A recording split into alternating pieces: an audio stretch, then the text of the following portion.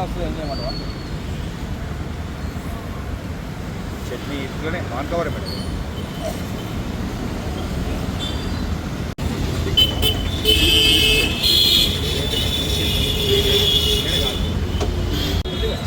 ఎట్లా పెట్టేస్తా కవర్.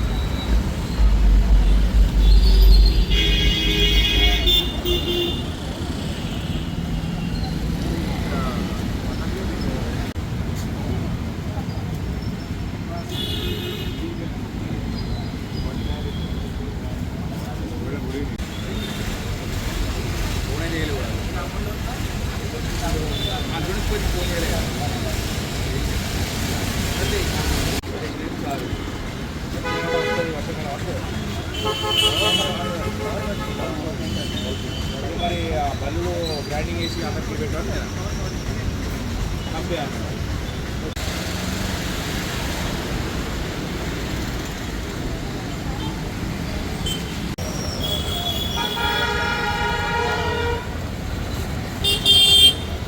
ఇప్పుడు ఏం చేస్తావు నువ్వు అంటాడు. వర్షాకాలం కామన్ వస్తా అంటాడు. కామన్ వస్తాడు.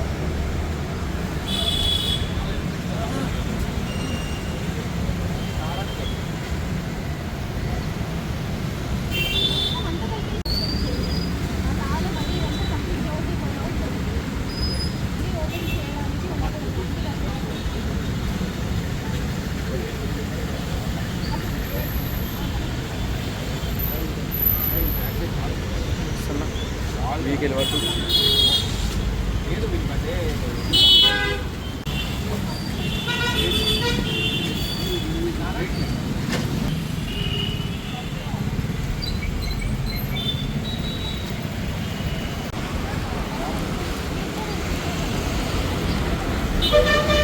రఘు గారు పంపించలేదు బాబు.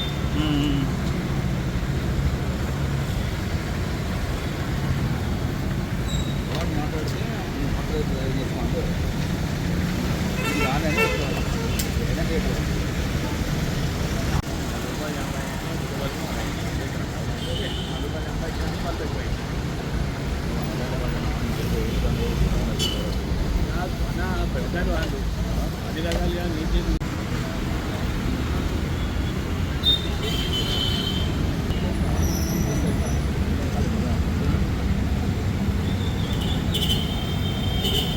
మైక్ పెట్టినా.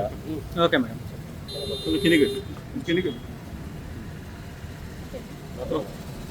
అండి మనకి జగిత్యాల డిస్టిక్లో వచ్చిన కంప్లైంట్ వడలో బొద్దింక వచ్చిందని మనకి ఇన్ఫర్మేషన్ ఉందండి. సో దాని ప్రకారం మనం చూస్తే ఇప్పుడు ఈ ఎఫ్యూ అనే అతను అన్అవైలబుల్ అండ్ అబ్స్కాండెడ్లో ఉన్నారు. కానీ ఈ ప్రెమిసెస్ మాత్రం మనం ఏ విధంగా చూసినా కానీ ముందే మేము ఆల్రెడీ వాళ్ళకి ఇన్స్ట్రక్షన్స్ ఇచ్చాము.